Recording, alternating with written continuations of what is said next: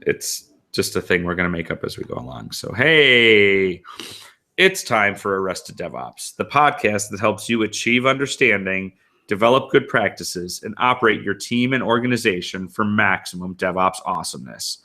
I'm your co-host, Matt Stratton, at Matt Stratton on Twitter.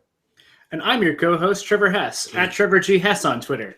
And I'm your co-host, Bridget Kremhout, at Bridget Kremhout on Twitter. Arrested DevOps is brought to you by 10th Magnitude, a company that figures if you're listening to this podcast, you must be pretty cool. 10th Magnitude empowers businesses to better collaborate across teams and achieve IT transformation using cloud. They enable customers to innovate,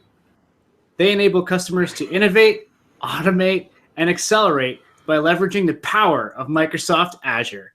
You can find out more at arresteddevops.com/10th Magnitude. This episode is also brought to you by Datadog, a monitoring tool that helps bridge the gap between operations and dev teams. Datadog brings together system metrics, changes, alerts, and events from over 70 common infrastructure tools, such as Chef, Docker, and AWS, so that dev and ops teams share their key data and alerts in a single place and collaborate on issues in real time. Datadog is available for a free 14-day trial at arresteddevops.com/Datadog. And if you would like to be a sponsor of Arrested DevOps and have us completely mangle your message, you can simply email us at shows@arresteddevops.com and we can make a deal. Do we make special deals for people who write really entertaining things that we get to read? Absolutely. Yeah. If you can make it funny, then we'll give you a 10% discount on your sponsor fee. Nice. It's on the internet. That's legal, right? But I just said that. All right. So if you're listening or watching this live, please feel free to share your questions and comments on Twitter at ArrestedDevOps.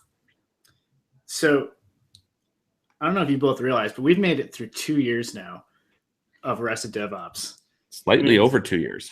Slightly over 2 years. I mean, it's almost, it seems like yesterday that we recorded the year in review episode where I was like groveling to Matt for all the wonderful things he did for me. And now the tables have turned.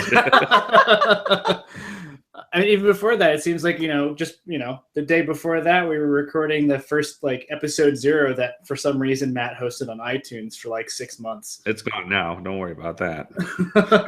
Wait, am I hearing correctly that there's a lost episode of ADO? I use the word episode lightly. It's basically me and Trevor talking to each other. It's the equivalent of, is this thing on? That's exactly what it was. And I was like, why is this a thing? I was saying things on there that probably make me look really silly. And I really wish that wasn't on the internet, but it's okay. It's okay. Were you saying, Watson, come here, I need you? I wish. That would have been more interesting. This is historic. We're going to have to dig this up. Anyway, we're back now in 2015, and we're going to talk about what 2015 was to us, the world of DevOps, and for each of us. Absolutely. Well, hey, what the heck? I'll just start really quick by saying that it's been a little over a year that I've been with ADO. And it's been fantastic. It went really fast. It's I feel like we just our little show grows up so quickly. Well, I feel like we just recorded that episode where Ducey and Clanton decided they hatched their, dastardly scheme to run the goat farm. And now they have 8-9 episodes of high quality enterprise grade, it's like bring DevOps to your large organization advice right there. So that's really funny to me because I just met him in person today. Clinton? Yeah. Okay, I was going to say not Ducey. You've met Ducey before. I've met Ducey several times before. Ducey and I have had hung out in London, so nice. that was fun. Yeah. So you're in Minneapolis. As if you're watching the video, you'll note that Trevor and I are now where Matt and I were when we did was the marketing episode. That was the episode that we did back earlier in the year when I was in Minnie, and we recorded from Kromhout Studios Incorporated. Yeah, and I was at my mom's. Yeah. Oh yeah, I forgot to turn my lower third off. I didn't. That's okay. So I think people figured out that Trevor's in there too. At this point, to be honest, if you're watching our year-end review, I'm thinking you're not a new listener, and you probably can tell the difference between Bridget and Trevor, mostly because Trevor's hair is shorter and isn't pink. See, only slightly shorter at this point. I would have gone with Trevor knows things about Windows, and I do not. Yeah. So what I've gone with, you can tell that there are two people in the frame and not just one. Logic. Yes. So tell us about this year. So I think this year is the year that of all of us, Matt spoke at the most DevOps Days events. I did. I kind of like did the circuit, which was kind of fun considering last year was the first time I, helped organize the DevOps Days, and so I actually spoke at a bunch of stuff this year. Not nearly as much as you did, Bridget, but working on it. I got to sell shit too. I can't just go speak and be a thought leader, as you can now. Pink-haired thought leadership as a service is valuable enough for Pivotal to pay me to do it. I'm just saying. They let me do it as long as, we sell some stuff too. But I think the first thing was DevOps Days Rockies was in April. Sounds right. But wasn't that after ChefConf? I thought it was after ChefConf too. That was after ChefConf. Okay, so I spoke at ChefConf. Then ChefConf, that's a good point. So the kind of special thing about ChefConf this year was it was the first time that I think all three of us were in the same place at the same time. Because I think there was crossing of paths at DevOps Days Chicago last year, but Trevor wasn't quite there or whatnot. So we were all at ChefConf and we all spoke. Now, granted, Trevor and Bridget gave talks about things that were technical and useful, but really I think we can agree that mine was the most applicable to people's DevOpsing work, which was about how to automate your use of animated GIFs and HipChat. That's very important. I mean, I think that that's key to a lot of enterprise IT transformations, right? And I'm not even joking here when I say that being stuck in process that no one likes is one of the things that everyone feels like, oh, we have to move from a process it's really heavyweight and that we don't like to we just have to learn a new one and it's going to be terrible. And when they realize that the new one with chat apps also comes with animated GIFs, like a weight lifts, and they realize, I could actually have fun with this DevOps thing. There's some delight in that, and that was one of the things that, speaking back to ChefConf, that Adam Jacob talked about a little bit in his keynote, and he talked about bringing delight, and that was the one feature in Chef Delivery that Adam required was support for animated GIFs. and he gave the example too, and he said, you think about the things that get stuff working, but then what are the things that add delight? And for example, he's like the system profiler in Chef, he said, doesn't it make you grin every now and again to think that it's called Oh Hi? Isn't that fun? And does it add any technical value to call it Oh Hi? No, but it makes it more delightful. And I find when I do a lot of demos of Chef Delivery to customers, we show embedding YouTube videos and comments and animated GIFs. And I'll be in places where I'm thinking, I'm not even sure I want to show this part of the demo because this is the stodgiest, enterprise I've ever been in. And they love it. So it's really kind of, I guess, giving the, like Bridget said, it's sort of like giving the permission to have fun with this stuff, even though you're doing like real business. You get to, we're people. We want to have some good time with that. Everybody has a good push it GIF. Push it real good. Yeah. And serious business also, like no one can just concentrate on super dry, serious stuff all the time. So they're going to take a mental break at some point. And if they take the mental break and it doesn't interrupt their productivity at all, then everybody is happy. This is true. Better you're posting animated GIFs in commit messages than posting them on Reddit. There you go. At least that's driving the needle forward. But so we were at ChefConf. I was at Rockies, which was the first DevOps Days they did out there. I seem to have this thing where I like to go to DevOps Days the first time they ever do them. And they did a great event. It was in a data center, which was really cool. Was it loud? No, because it was in the it wasn't in the part of like the raised floor part of the data center. Okay. It was just a big empty room. And I'm imagining everyone's really cold and it's really loud. Well, I also thought it was kind of aisle. funny. They they had tours of the data center, and I'm thinking, how many people here are like, I really don't care. But there were some people that thought it was super cool, and I'm like, I think if you're of a certain, isn't that just the AC? What's that? Isn't that just the AC? That's the tour, is the air conditioning. No, that's why it's cool. Oh, it's cool. Yes, it's very cool and very hot. But I think some of us who've lived our lives in data centers, but then in today's world of virtualization and cloud and things like that, you can absolutely be a pretty rockin' DevOps person and not actually know what a hot, cool aisle looks like. So I could see how that could have been pretty neat for some people. Outside of a closet in at Columbia, I have never been in a data center. Oh, you should. You need to get Wow. someone to. You need to pull some strings to go see the Microsoft data center out in Elk Grove, not Elk Grove Village. No, it's off Route 83. But I've been in there. It's pretty cool what they do. So you got Microsoft hookups there. Yeah, they have actually. Well, it's funny. They only have one floor that's like a hot cold, like a traditional raised floor, and they've got so much that's just containers. And it's they kind of talk about how every time they build they never build a data center the same way twice, because every time they learn something and it's different. It was fascinating. I mean, God bless people that work in facilities, because it ain't me, but someone's keeping that stuff running.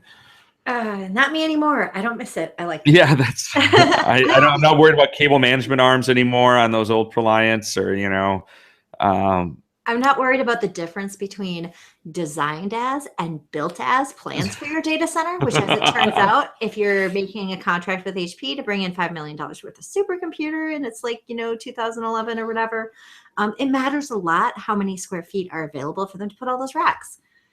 And with a day and a half to spare, I realized that the designed as plans and the built as plans didn't match. Yeah. We had to move 2 racks of equipment in order to fix this problem. It was horrible. Darn those physics. Yeah. Math and Back science. in my day, we had to manage our cables, and they were pretty, and we liked it. That's for Speak you. speak for yourself. We had undergraduates doing the cabling. They weren't pretty. Oh, but when you see some pretty cable management, even today, it makes me happy. They are nice. That is a good. So we're So anyway, back to off things that happened in 2015 and not 1999.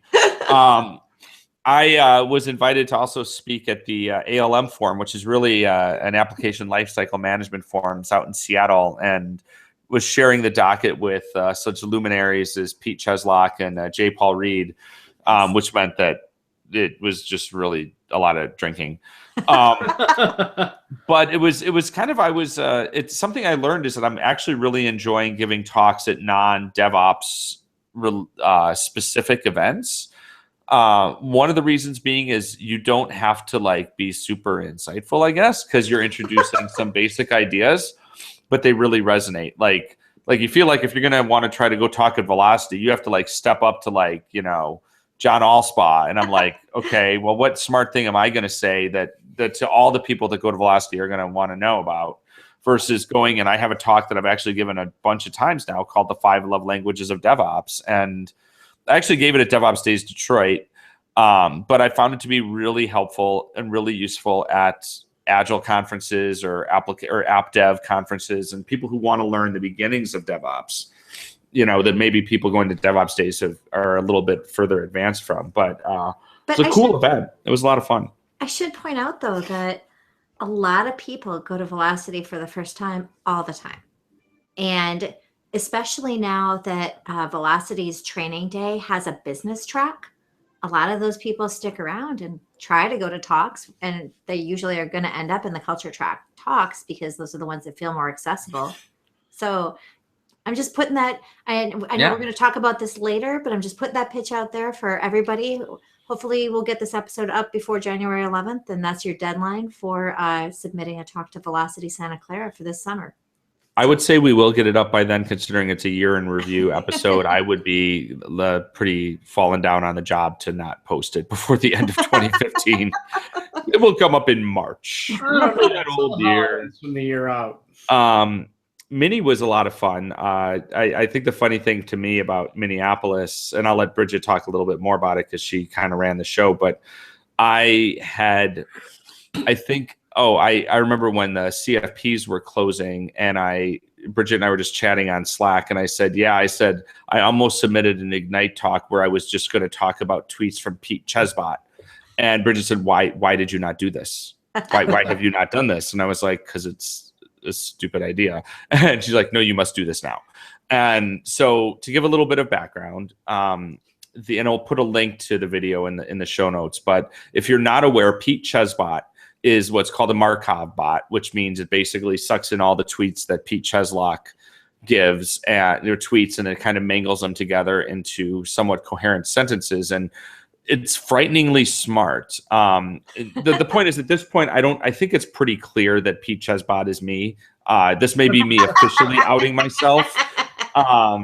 Pete thought he was Pete's always known as me, but he found like a GitHub issue comment I made once where I showed some code that was Pete Chesbot's, and that proved it. But the whole idea, and I just need to go on record here, because this is probably the most seminal part of my entire DevOps experience of 2015, was I went to Pete and I said, look, for this to be funny, I have to not know what the slides are. So I said, I'm going to send you a PowerPoint that has like 2 intro slides and a closing slide.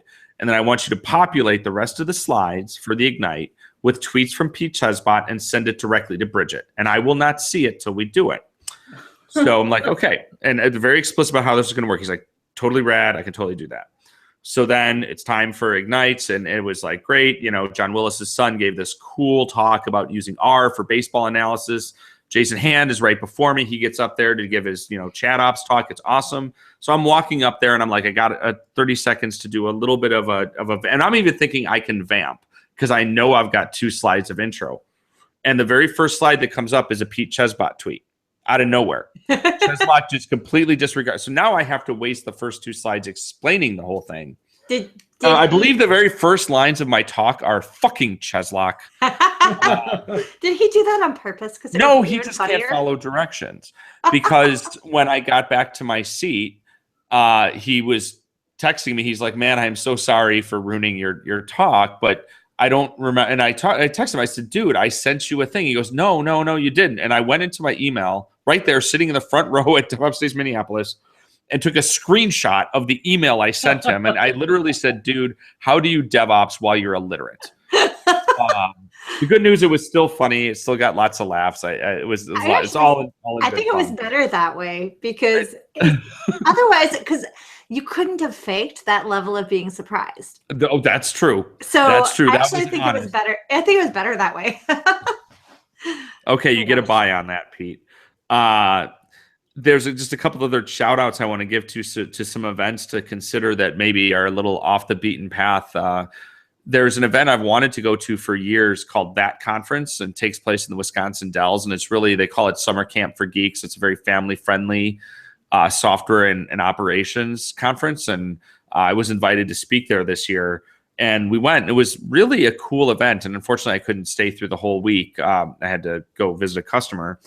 But I was kind of surprised because I was there to give a talk about Chef, and I knew it was a very application-focused audience, and especially a .NET-focused audience. And my talk room was probably 60 to 70 people came to hear me talk about, making infrastructure s'mores with Chef, and got interviewed by Channel 9 from Microsoft when I was out there. So it's really going to, what it showed me more than anything else is that in all these different kind of non-traditional places you would think to find talking about DevOps, it's kind of everywhere. It's not just at DevOps days. It's not just at Velocity or Scale. The normal, usual suspects. It's kind of everywhere.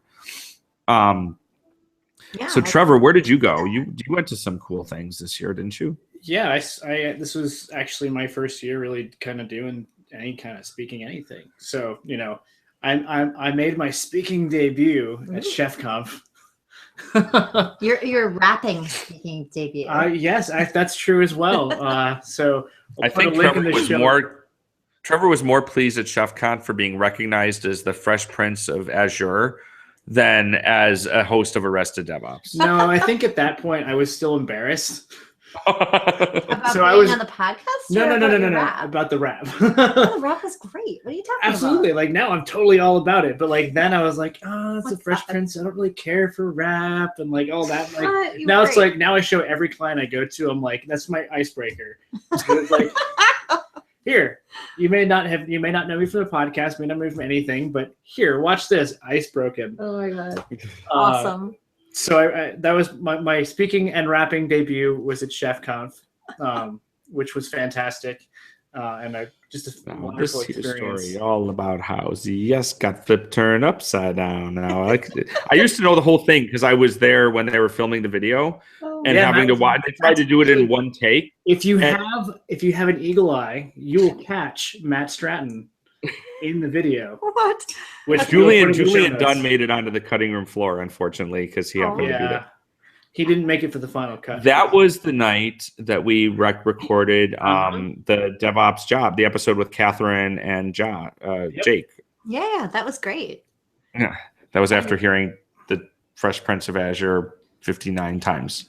So And I think we should just totally take credit from the podcast, because after that, Jake went and got a job at HashiCorp. So I'm going to say that, like, talking about starting new DevOps jobs is just inspiring to everyone. It is. So come on our show and get a new job. Or promotion. I'm sure people have come on the show and gotten promoted before. Correlation, causation. Who cares? I've gotten a new job since I've been on the podcast and 2 promotions. Nice. true. And Catherine Daniels got a promotion after coming on the podcast. And I'm pretty sure Jill Jabinski's had about 25 different jobs since she came on the podcast. So that works. It seems like every time I turn around, she's worked for a couple of really awesome places. I mean, like she just keeps going and doing cool stuff, And Julian's had lots of different jobs too.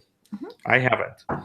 So I think last year, maybe not on the Year in Review podcast, but at some point, I'm pretty sure I mentioned the sitting in the old 10th Magnitude offices, listening to the review board for the 2014 election of speakers for DevOps Day Chicago, and hearing my talk on the cutting room floor. Oh, brutal. Well, this year I got to speak at DevOps Day Chicago. Great. So that I didn't have to go through that again. Nice. And I would imagine on a topic that a year ago or a year prior, you might not have thought was something you even would have wanted to speak about. That's right. Yeah, I talked about how to contribute to open source, because as someone in the .NET space who steals a lot of open source, I wasn't super familiar with how to put it back. Nice. So we just got a tweet from our pal IT Fargo, Eric Harris, who says, I got mentioned on the podcast this year and I got a new job too. Your power is great. So there you go, people. Tell your friends, if you're looking for a new job, come on our show and great things happen, But then again, the same thing I always tell people, because I don't know if you guys if you all run into this as much as I do, but I take it as a compliment that this happens. People say, well, why? Well, first of all, I get why haven't you invited me to be on the show yet? And I say, well, do you want to be on the show? And then they say, well, I want to be on the show. And I say, what do you want to talk about? And they say, oh, I don't know. And I said, well, come back when you got something to talk about. Yep, figure that out. Yeah. We can think of topics and we can think of guests, but we probably don't have to think of both of them. Come on. I mean, we are highly paid podcasters. We are the podcasterati here. We're not doing all the work. We have people to do. So listeners, put our show together for us. I'm gonna embarrass my friend, but he's my friend, so I'm gonna do it anyway. But Matt Walter, who is on the Windows to Linux, Linux to Windows episode, said to me, getting asked to be on the show is one of the highlights of his career. Oh my goodness. So I hope he has a long career ahead of him. So he's fantastic. He'll do just fine. Yeah. No, he was great. I really liked that episode a lot. And that's actually, so that was the episode that was Trevor's first solo project. Yeah. And it was pretty awesome. And it was actually really, this is the thing that made me laugh. So I used to, before we did this show. Wait. Time out.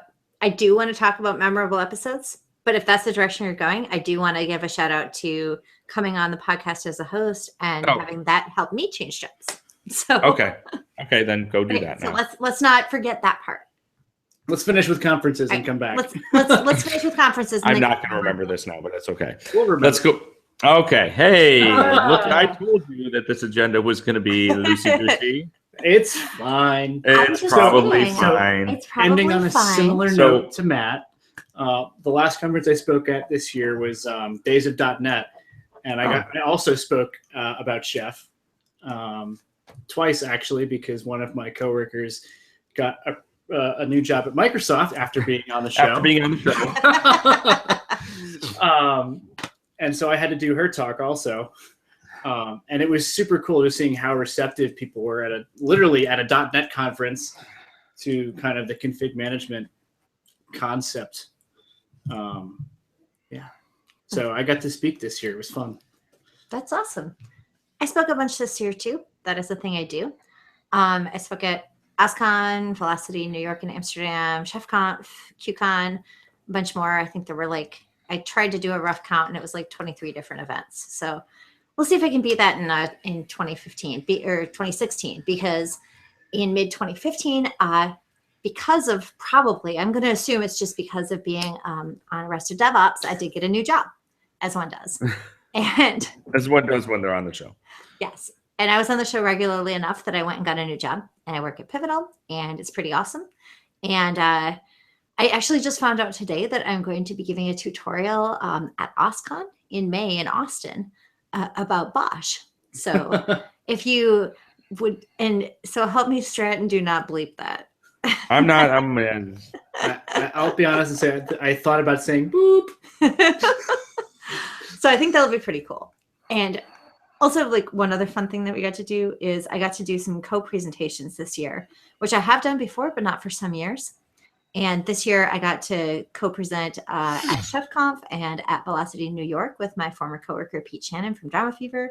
And I got to co-present at meetups in Minneapolis and Philadelphia and New York with my current coworker, Casey West from Pivotal. And like, I really enjoy the two-person presentation when you are kind of talking to each other. I guess it feels more like a podcast. Like, I like that, the conversational style of you two are having a conversation and the audience is invited to listen, you know, as opposed to I have my 8 minutes and now you have your 7 minutes. It's like, no, that's for the birds. I like the interactive part. So that's what I wanted to say before we moved on to all the episodes we love. Great. Well, then tying into that from a transition point, so before I forget, and then we'll talk about all the episodes we love, but maybe this is working backwards.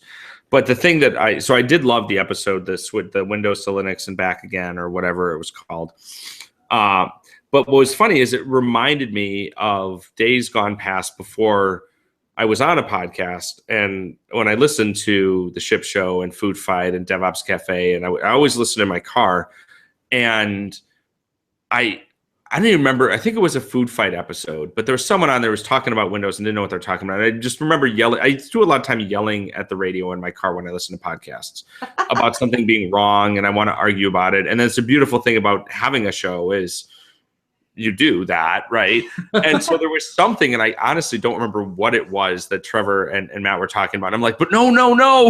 And then the funny thing is, whatever one of the things was, I do distinctly remember. Then we got feedback from Rob, the guy who created Chocolatey, who was like commented on the post and was like, well, this is not exactly right, and blah blah blah. And then this is actually turned into, and then we said, well, great, why don't you come on the show and talk about it? And Trevor's recorded that. We just haven't released it yet.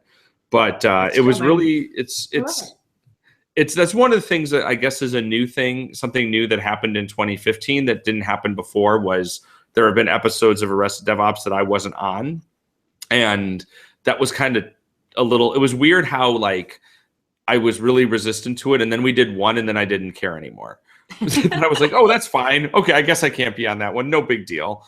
But it's kind of fun to because I edit them, right? And so I think that no, it wasn't the disasters episode. I'm trying to remember which was it the building the ops team, I think was the first one. No, the first one was it was a cognitive neuroscience. Cognitive. Yeah. Okay, I just don't remember the order of them. But yeah, and I remember listening to it as I edited it and going, wow. And then even especially in that episode, kind of even thinking it's kind of good I wasn't on this, because I can't think of a thing I would have contributed to this episode, but I certainly love listening to it. I always feel bad when I don't talk during an episode, but sometimes I just get so engrossed in what other people are saying that I don't have anything that's substantive to add, especially on that episode. I was like, wow, this is just all super interesting. I could listen to both of you talk about this for 12 more hours and I would be happy. Yeah, that was definitely a high point for me this year. I really enjoyed having Lindsay Homewood and Courtney Nash on to talk about cognitive neuroscience. And I got to hang out with both of them in Amsterdam at Velocity, which was awesome. I mean, Lindsay lives in Australia, so it's not like I see him all the time. So. Yeah, so you get what you can, I think we had a couple banner episodes, and not to say that, I mean, I will go on the record and say I'm not going to name them, but there were episodes in our first year that I wouldn't be upset if they disappeared from the internet in their entirety. They weren't our favorite work or not, but I don't think we had any turkeys this year. I'm pretty pleased. When I went and looked back at all our stuff, and I was like, they were all really good. And just so we're clear, this sounds like an awful lot of self-congratulatory stuff, but to Trevor's point, I mean, most of our content is amazing because of the smart people that we have come on. I mean, we had some. I mean, when I kind of look at like the things that we talked about this year, and if I were to think about when we started the show, it wouldn't even occurred to me that we could have had this. We had early in the year we had Jeffrey Snover, and then Jessica DeVita also came on the show. We talked about DevOps and doing that in the Microsoft side, and that's actually that particular episode is our most viewed YouTube video ever. And Jessica got a job at Chef after. And Jessica got a job at Chef. And Jeffrey got a promotion. He did? Snover got the promotion to technical fellow or whatever. Wasn't he already that by that time? I don't know. I don't track his career. Senior super special secret fellow. Yeah. Also, by the way, we got a tweet Impressive. from Glenn Sardi at Glenn Sardi, and he says, I listened to Arrested DevOps, and now I move countries to do the DevOps. So, Awesome. we need to figure out a way to like get a piece of all this like promotion stuff that's happening. So if you get a promotion from being on the show, you owe us a cut. A high five. I was thinking you give Trevor a high five, you give me $1,000. Or you just tweet about it. Or leave us a review on iTunes. There you go. Ooh. There we go. That's right. The least you can do Jeffrey, the least you can do from being promoted to technical fellow due to being on the show is leave us a review on iTunes. I think that's realistic. Oh my Oh, so wait, that reminds me of so my mom was at a Christmas party with the person who, when I was in 4th grade, first taught me how to write HTML. And she was trying to remember the name of the Microsoft person I told her that I met and added me on LinkedIn. And it was pretty funny because she said, Jeffrey Snowbird. Snowbird. Oh. That's what we'll call Jeffrey later when he retires and goes down to Florida in the winter. It'll be Jeffrey Snowbird. I love it. Oh my gosh. I was super. An episode that again talking about being the fly on the wall was the Docker episode with James Turnbull, which I predicted and I think was accurate. Was going to be the Bridget and James talk about Docker, and Matt like makes khaki jokes sometimes because that's the level of what he knew anything about. But I learned a lot just from being on that show. So wait, you mean like the first half of the show in general, and I would just sit there and make snarky comments? Docker. Yep. Glenn says he'll buy us a beer when we're in Portland, so we'll have to hunt him down. No, but that Docker episode I thought was a lot about not just about Docker, but we talked about just sort of some of the prevailing things and misconceptions that existed around there. I thought that was great. We snagged Andrew Clay Schaefer finally. Although to be fair, it's not like we had tried very hard before then. He's a hard one to track down. He's a hard one to track down. And I was thinking about it when I was making the list. I'm like, when we finally got Andrew. And then I was like, we also finally got him the first time we asked him to be on the show. We strategically asked him to be on the show when we had him for a day and a half in Minneapolis in person. We knew where he was going to be and we could trap him in the auditorium. Technically that was the first. Doors. The person now that we have been tracking down and unsuccessful was John Willis. And technically, John was on that episode with Andrew, heckling him from the audience. Mm-hmm. But we did have John. We recorded an episode with him about a week ago, which should be going live soon, talking about DevOps Days in Review. But one of the funnier things about that is that John told us, he's like, I was like, well, it's about time you asked me. And then I went back and thought about it. We're like, you've asked me like a dozen times. We're like, and it just hasn't worked out. So, but that was a win, and I'm looking forward to you being able to hear that episode. He was great to have on, and I've talked before about I would not be doing anything at all that I'm doing today if it wasn't for Damon Edwards and John Willis. So it's huge to have had them both participate in the show. So Trevor, I don't see you didn't write any notes in here, but what were some of your more memorable moments of episodes or moments in episodes of 2015? That's a good question.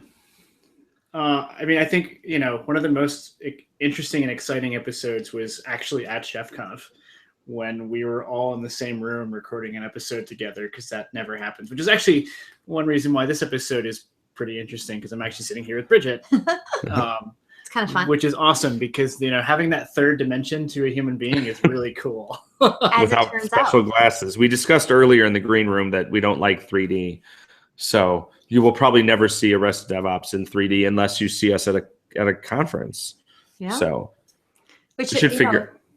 We should try to do more live at conference stuff if we can. Mm-hmm. If we find another conference we're all at. Or two of us. Well, Trevor and I tried doing some stuff at Community Summit, and it was challenging. We recorded. It was a good place to record interviews. We've got 2 interviews that, again, listeners, you haven't heard yet, but they'll be coming out in the near future. We had an interview with Dr. Nicole Forsgren talking about measurement and sharing in DevOps, and then Phil Dibowitz from Facebook talking about open source. And that was kind of nice to be able to do that. But yeah, it's we'll have to figure out some events that we'll get ourselves all to this year, so we can record that and maybe get some listeners in there. Absolutely. Because then they can get a new job and pay me $1,000 or a promotion. And hey, we have another success story. Kyle Kingsbury came on the podcast. He talked about failure in distributed systems, and then he actually opened his own consultancy, working specifically with his Jepson tool to help people, discover failures in their distributed systems. Well, congratulations, Kyle. That's awesome. I had not heard about that. So it's very exciting. And also that was an episode that was so much fun. I know that we had some audio issues and this is a special announcement to guests. We are going to be doing everything we can to make sure we can capture your audio well, which will include a speed test. If you are in your San Francisco office on a questionable Wi-Fi, Matt does not want to have to edit out all of the places where your Wi-Fi drops, half of each word. That was really funny, actually. So when Rob and I were Rob Reynolds and I were recording the chocolatey episode, for whatever reason, there was we think it was his laptop, the fan. And so he has a nice podcasting setup, but the whole time there was this. We spent 45 minutes trying to tweak his audio settings so that it wasn't there. I'm actually, that's one of the things I need to talk to Matt about is maybe there's a way we can trick Audacity into making that white noise go away. Just find a way to. So this is becoming the podcast about podcasting. So if you would like to know more about tricks like this, I recommend you actually listen to the podcast, The Audacity to Podcast by Daniel J. Lewis, which is really awesome. So if you want to know how I learn all my podcasting tricks, it's from Daniel J. Lewis at theaudacitytopodcast.com. Nice. And for more year in review, I got to say, giant shout out to Matt for handling all of the editing and sourcing of the occasional person who will write show notes, which is clearly not us, or the complete overhaul of the website. All of the actual, unsung hero labors that go into, the wrangling iTunes, all of the things that go into making this episode or these podcasts actually appear in, Overcast or whatever for you. What makes that happen is Matt. So in case there was any doubt, that we gotta Trevor and I both need to Matt totally metal. Absolutely.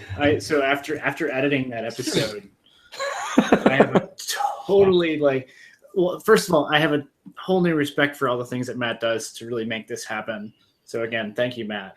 But alongside that, it's also kind of interesting and fun. Oh, it is. It just gets, it's tedious. It's tedious. And it's one of the things that and I've talked to my, kind of friends in the podcasting community. And yeah, it's the procrastination. There's 2 things podcasters procrastinate on more than anything else. And they're writing show notes and editing. And today, I actually had 3 episodes. I had, because I'm off this whole week, and I was I've got a whole day today. I had nothing to do. And I'm going to sit down and I'm just going to power through and cut a bunch of episodes so they can be ready and scheduled up. And what did I end up doing? I ended up going and doing a whole bunch of minor administrivia on the ADO website that was total procrastination. And then I watched, Ant-Man and the Martian. So if you're wondering why there's not fresh new Arrested DevOps episodes on the CW, that's why, because I watched Ant-Man and the Martian. The CW. It's on a fresh new One Tree Hill. I would be terrified if we were actually featured on the CW. Because you want to know something super rad, though? I'm going to check this out I came across. So if you have a Roku, and there is an app in there that's for podcasts, and because we're part of a tech podcast network called the Tech Podcast Network, so you can basically find Arrested DevOps directly inside of your Roku. And like I stumbled across it. I was like, oh my God, there we are.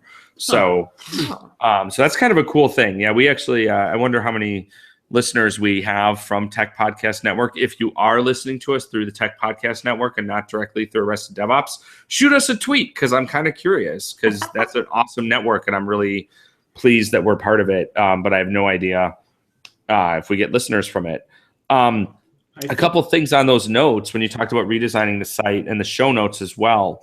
So one of the things that we did with the site redesign is it's all built. So first of all the source for it is on GitHub and it's all statically generated. Mm-hmm. So any changes to the content on the site are all done through commits. So if you find any errata in the show notes or you want to add some show notes for us or something that you see, you can send fixes, pull requests are welcome. And it's at github.com/arresteddevops/ADO-Hugo. And there's a link to it somewhere on the website itself. But yeah, if you sit there and and by the way, like if you find something that's wrong and like you tell us about it, we're not going to say like PR is welcome, go fix it for us. We'll fix it, but you can do it yourself. It might be fun. Like somebody pointed out to me the other day, now weeks after we published it, that our test-driven infrastructure episode was titled Test Drive Infrastructure. And I was like, yeah, that means something different, doesn't it? And I finally fixed that one this morning. That's awesome. You want to talk about some stats? Sure. Where we kind of go into, kind of some bigger DevOps stuff. So just crunched a few numbers. I wanted to calculate the percentages, but then I didn't get around to it. But so if we talk about just visits to arresteddevops.com, we had over 10,000 more site visits in 2015 than in 2014. And that's like a 50% increase, I think. I don't know how to do percents. We had 14,000 last year, 24,000 this year. That's a lot of people. This is the one that I'm really like kind of when I put the number on paper. So in 2014, there were 76,000 listens to various episodes. That's a lot of listens. I remember looking at this number at the end of the year last year and saying, wow, a lot of people are listening to us yammering away. You want to know how many in 2015? 204,000. So that's like 3 times as many or something. So lots of you. That's 3 times as many. Audience, we love you.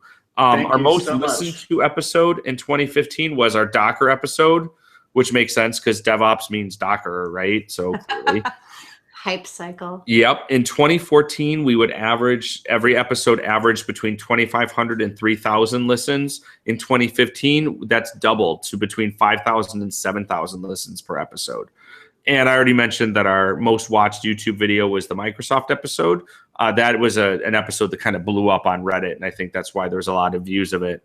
And we've had a lot of awesome linkage this year, like a lot more incoming links from people who are writing blog posts about awesome podcasts that they love, plus us, I guess, or places to get started with DevOps. Bridget was featured in a list of like the top 20 awesome women of DevOps or something like that. I apologize for not remembering the title, but that's what it was. Basically. I don't remember either. But whatever it was, it had a link to Arrested DevOps, and we get a lot of traffic from it. And you were in good company. It was fun to read that list and go like, I feel like Jeff Spicoli and Fast Times at Ridgemont High be like, I know that dude. So you're like, I follow her on Twitter, and yeah. Actually, it's always fun when you'll get that like list of people you should follow, and you like look and the follow button's grayed out on all of them because you're like, I already knew that. Thanks, TechCrunch. But see, if you're getting your news from the Banana Stand newsletter or from this podcast or from Twitter, you probably don't need TechCrunch to tell you what to do. You probably don't. So before we kind of move into our checkouts, I want to talk a little bit about what we've seen over this year in the overall world of DevOps, kind of some of your observations. Bridget, what have you kind of seen this year? Oh, this year's been so interesting because I finally get to do what you two do, where you go visit customers. Like I've actually gotten to go and spend a bunch of time with, actual customers who are at large organizations of the sorts who are going to have folks like me show up. And it's fascinating, the large organizations, the usual suspects, the ones you would think of, and then the ones that you wouldn't think of, like government types, who are working really hard to actually change and to move more quickly. There are, of course, the occasional people who would very much like to have some of that DevOps, but they would like to know how they can do it without changing anything. And we're like, good luck, have fun. That's not going to work out so well for you. But they do. There's like a hunger there. They do want it. I think this has been the year that the C-levels get it, right? And I know that's something that we've seen is that these are coming down. I hate to say mandates, but they're part of the strategic planning for these organizations now. And when you marry that with, kind of the boots on the ground folks, kind of that groundswell is where you're seeing some stuff start to happen. So, I mean, at least we're getting to the point that I think a lot of these organizations are starting to understand the need to do, we call it, Chef, the right hard thing.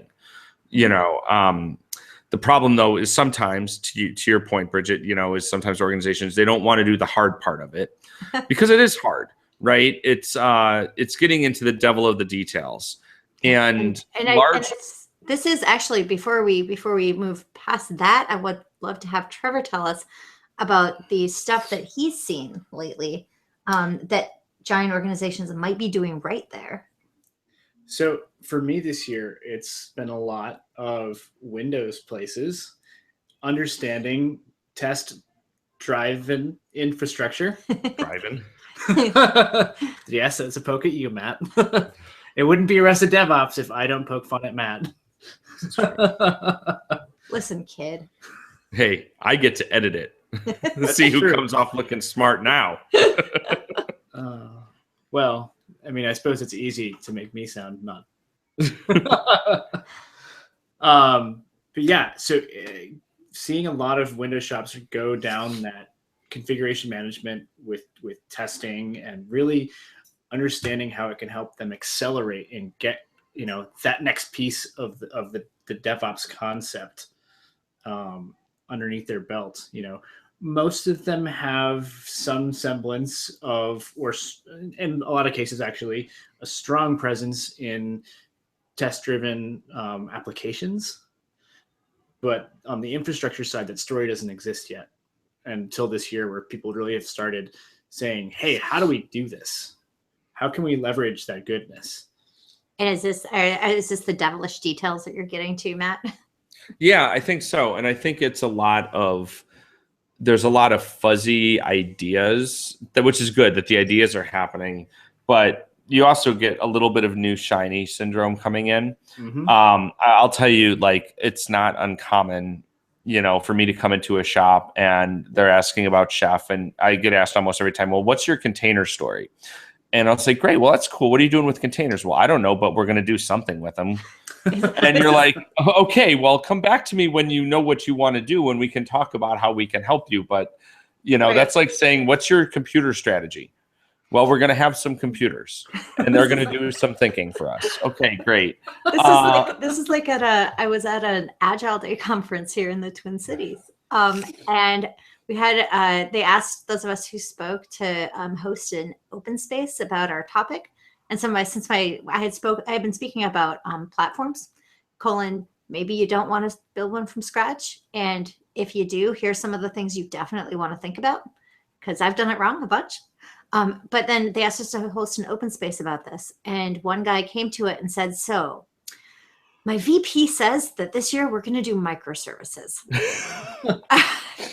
Oh, good. So what do I do now? And are there any downsides to microservices I should know about? Because it's something that my VP really wants. And I was like, oh dear, this is going to take the whole hour, isn't it?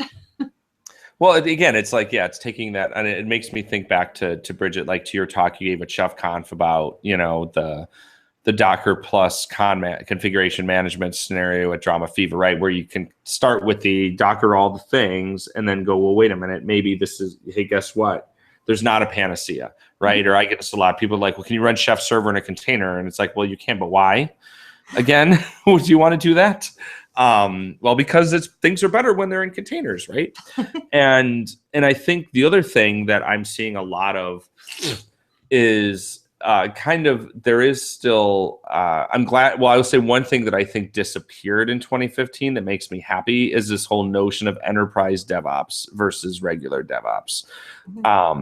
That was a big theme in 2014, which was the enterprise does it differently, and you get the culture is for yogurt stuff, and the enterprise DevOps is AMs, no CAMs, and I think props to DOE's, to DevOps Enterprise Summit. I think that just put that all on its ear, right? To say, okay, we can have a place where we talk about DevOps in the enterprise, but guess what? It's all still the same. But that being said, I think a lot of times those folks who do not work in an enterprise environment, or not even from enterprise, I think also sometimes it's just a company that's been around for a long time that doesn't have the luxury of being totally greenfield. Things move slowly, potentially. Sometimes they move really fast, but it's sometimes they might just be getting, and I'm sorry that maybe your new hip containerized Uberific, microservice, artificially intelligent Lambda doodle thingy is way better than, using Puppet to manage VMs. But guess what? That doesn't mean that you're right and they're wrong, because not everybody can Lambdify their doodles to drive an Uber, to ship money around, right? I think it's also important to remember, though, that the minute you've committed something and rolled it out to prod, somebody wants to do something different. And oh, look, now you have some legacy. Like Drama Fever had been around for 5 years and was dockering all the Dockers. And yet, and they're still around, obviously. But at the time I was giving that talk at ChefConf, they've been around for almost 5 years. They were dockering all the Dockers.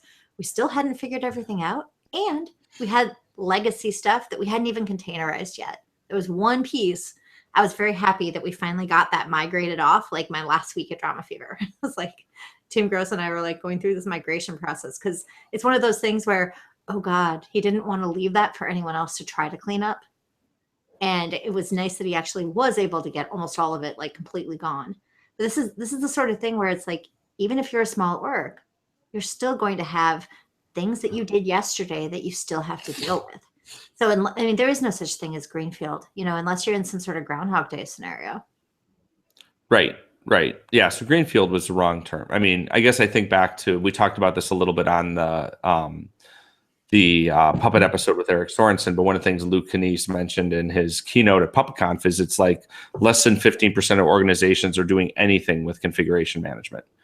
That's the thing we forget about, because we live in this echo chamber where everyone's like, oh, Puppet and Chef is old and busted because I should be doing immutable lambdas or whatever thing. And it's like, you are like 1% of 1% of 1% of IT in the whole world. So anybody that's moving the needle is a good thing in my mind. And we shouldn't be like talking down at it, right? Like, I think that's one of those conversations that, like, now that I've spent some time talking to customers, I'll tell them, obviously Pivotal has some enterprise software that we would be happy to sell you. We also have open source software that is, the entire core of the product that we would be happy to have you go and look at on GitHub and maybe download and maybe run. Like, it's a lot more valuable and important to have you do something that's going to work for you than to have you write us a check and then later come back and say, we're not using this. This doesn't work for you, or this doesn't work for us. Why did you sell us this thing that we weren't ready for? And it's like, I think that there's a lot of pressure in sales to, and in, upper echelons of IT organizations to say, we're going to write a check. We're going to sign a PO. We're going to solve this. And it's like, you can't solve all of your people problems by throwing money at them, or this would be a peaceful and serene world indeed. But that is not something that is actually real. Like, everyone has to actually buy in and do the work. So it's like, yeah, of course, like, we work for vendors. That's great. We would very much like to have you. It's kind of one of those things like, is the answer, Cloud Foundry or Docker or Chef? And what we should be saying is, the answer is, what are you going to use? What are you going to get value out of? What are you going to actually enable change in your organization with?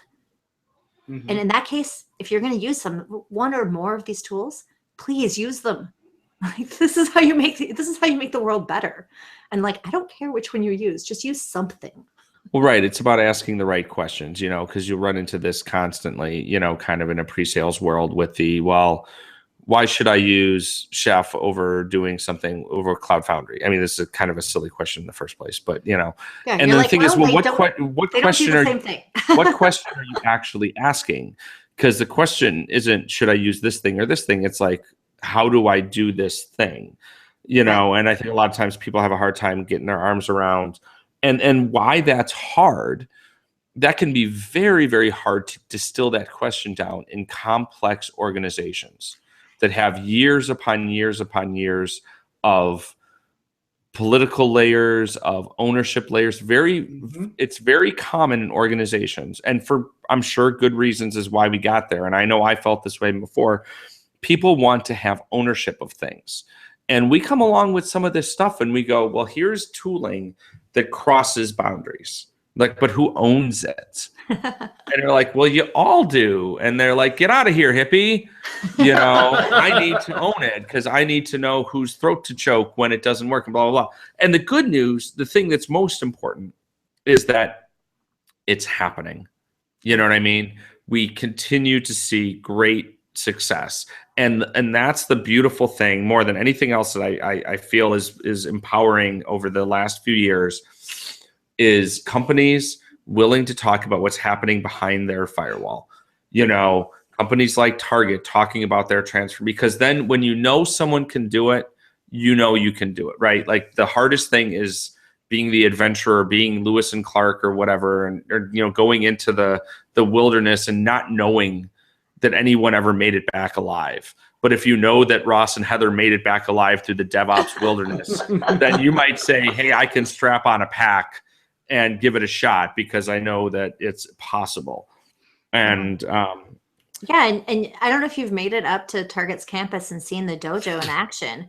I mean, I have been up there and seen it, and I know you've been up there and seen it. It's so awesome. It's awesome that this is, we were mentioning Ross Clanton and Heather Mickman from Target, and people can look in the show notes. Perhaps we'll link to some of these talks. So they've given great talks at like DevOps Enterprise Summit and DevOps Days Minneapolis and other conferences in the past.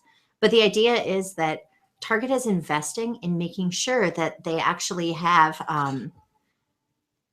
not just that small group of people who is ready and able to have change, but they're actually like investing in making sure that they have,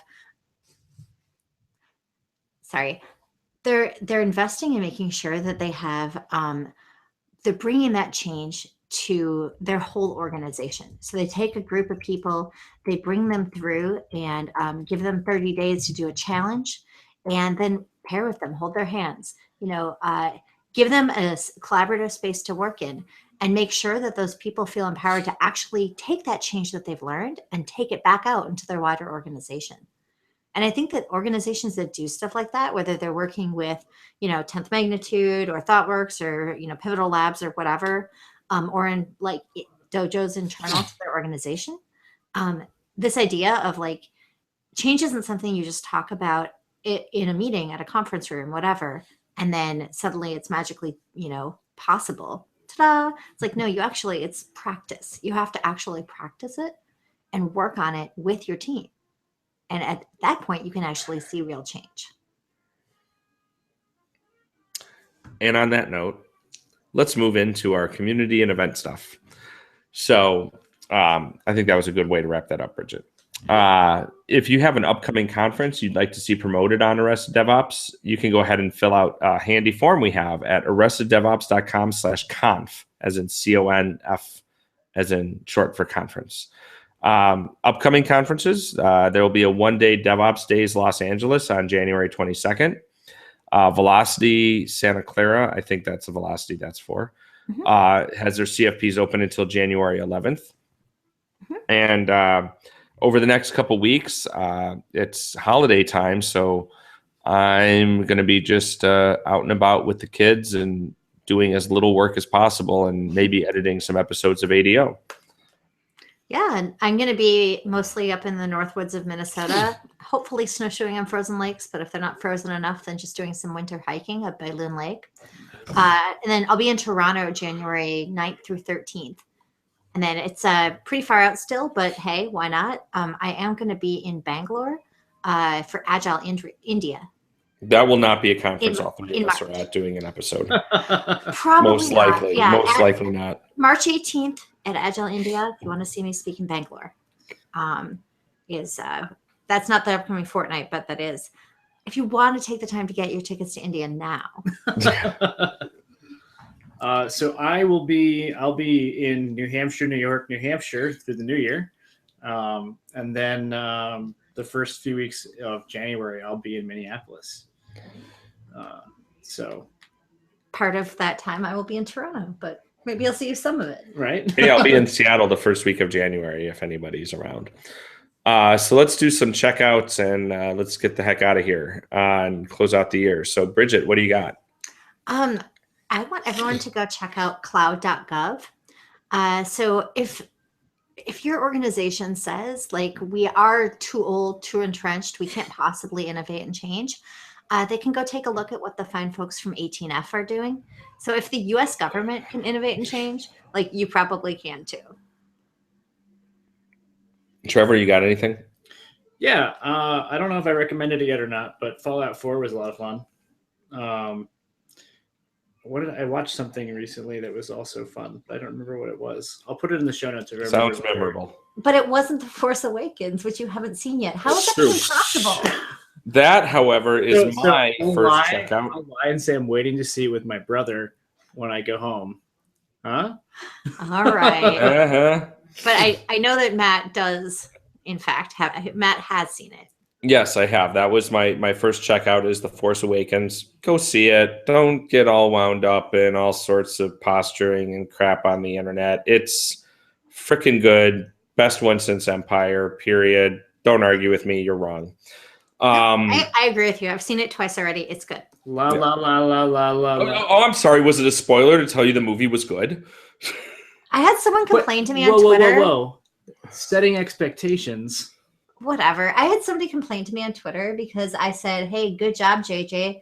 You had multiple female characters with agency. I saw your tweet and I appreciate that. And you had minimal lens flare.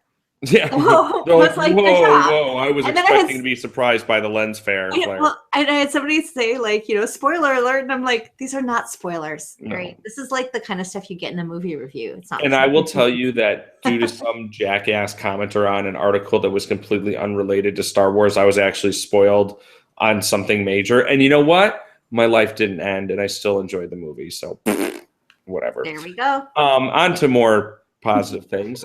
Today, I found this cool website called DevOpsConferences.org. And it's a list of, as its name would imply, a bunch of DevOps conferences and when their CFPs are and all sorts of cool stuff. If you follow them at DevOpsConfs on Twitter, that Twitter account tweets out the upcoming stuff. I was talking to the guy who runs it, Neil, and he's talking about figuring out how to make it a little more collaborative and stuff. So we've been looking to add this kind of a feature to ADO. So we'll see how that works. And then finally, I want to say, speaking of people who got new jobs after being on the show, I can't recommend enough. So Sasha Rosenbaum gave a talk at DevOps Day Silicon Valley called Single Person of Failure. I will put a link to it in the show notes. It's a really, really fun talk. She did a really great job. And speaking of talk, occasionally we remember that we have a feature where we recommend another podcast. I don't know if we've recommended this one before or not, but I'm going to do it anyway. The show is called Software Defined Talk. You can find it at cote.io/podcast/SDT. Hey, Cote, get a real domain. Make it easier for people to find it. Or just Google Software Defined Talk podcast or check out our show notes. It's really one of my favorite technology podcasts, and I think it's because of the entire I don't give a fuck attitude that the show tends to have. Plus, lots of really good advice about Costco. Oh, yeah, that's true. And he said, and I have to admit, in the episode they did after DevOps Days Detroit, Code said like really nice things about me and literally referred to me as a class act. So, it's Cote, you are a class act. And Cote is on the same team as me at Pivotal. So yeah. So, well, nobody's perfect. I don't know. I have no idea what that was even. That's like a burn that doesn't even make sense. He does have a magnificent beard. He does have a magnificent beard, and he has a very soothing podcasting voice. Oh, yes, stentorian tones. So yeah, we have a newsletter, by the way. You can subscribe to it at arresteddevops.com/bananastand. It's the best way to know about upcoming podcast episodes and cool news with DevOps. And we have an iPhone app if you want to download it, which you can do at arresteddevops.com/iPhone. That is always the most abrupt transition for me. And also, I'm sitting here thinking all transitions for you are abrupt, Trevor. Well, They're no, never smooth. It was awkward because I was sitting here kind of going like making a hand gesture, like I want to say something here, which is, did you not notice that I put like a subtle product placement for the banana stand in the episode? You did. I did notice that. You did. Just saying, like, good job. So thanks to our sponsors, the Banana Stand. Banana Stand doesn't sponsor anything. That's us. Don't confuse things. Though people do fill out the spam form sometimes, saying that they would very much like the Banana Stand to, like, you know, exchange links with them. Or when are we getting a CAPTCHA, Matt? Yeah, it's not as bad as it used to be. No, it has a CAPTCHA on it now, I think. It's not as bad as it used to be because I just filter all that mail now. No, I don't think I think I fixed it. I haven't seen any in a while. Yeah, there hasn't been any in a while. I haven't checked it in a while. Thanks to our sponsors. Be sure to visit them at arresteddevops.com/10th magnitude and arresteddevops.com/datadog. Loyal listeners, if you enjoy listening to Arrested DevOps, we'd appreciate it if you would visit arresteddevops.com/iTunes and leave us a review in the iTunes store. That's actually kind of a big deal. I just want to stress that a little bit because more ratings and more reviews drive us up in traffic in iTunes, which means more people find our show, which means more people get to hear the lessons and the love of Arrested DevOps. And it just means more people get new jobs and promotions, which is good for the economy. That's for everybody. So it's good for the economy to leave a review of Arrested DevOps in iTunes. So what you're saying is that we aren't going to be Software Defined Talk who actually did an episode entitled "Leave Us a Review in the iTunes Store," which, by the way, I'm pretty sure worked. I did. That is the episode where Cote calls me a class act. That's where they decide they're going to have an entire podcast called "Leave Us a Review in the iTunes Store," and I almost turned that show off because they're basically making fun of us at the beginning of it. They're making fun of people asking for iTunes reviews. And to that, I have to say, Cote, I left you a review, so ha. I don't know what that means. I left them a review, and then Cote screen capped it and put it on Twitter, which I thought was adorable and sweet. Aww. So usually this is where we thank our guests for joining us, but I wanted to take this opportunity to thank Jason Hand and Julian Dunn for being our special random co-hosts all the time. Yeah. Absolutely. So thanks to both of you. And they don't get any cut of it when somebody gets a new job because of Arrested DevOps because they're guest hosts. They don't even get an elbow tap or something. That's right. Some percentage of the high five. That's right. You got the pinky. Hearing that, that's mine. We would love to know what you thought of this episode. We'd love to know what you thought of this episode. Please leave us a comments at arresteddevops.com/2015 in review. I'd love to know if you made it all this far in the episode when you're listening. Be sure to check us out at arresteddevops.com or at arresteddevops on Twitter. We're always happy to get your input, ideas, or feedback at shows@arresteddevops.com, which we've established I don't actually read unless Stratton posts it in Slack because I'm just that way. Please let us know any ideas you have for future episodes. I'm Bridget at Bridget Crumhub. I'm Matt at Matt Stratton. And I'm Trevor at Trevor G. Hess. We're Arrested DevOps, and remember, there's always DevOps in the banana stand.